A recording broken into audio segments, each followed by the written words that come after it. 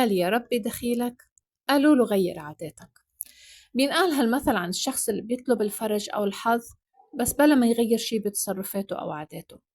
نادر دايما بيتذمر من حياته، بيقول إنه الحظ ضده والدنيا مش ماشية صح معه. كل يوم بيقعد قدام الباب بيرفع إيده بيقول يا رب فرجها، بس بنفس الوقت ما بيشتغل ولا بيحاول يغير شي بحياته.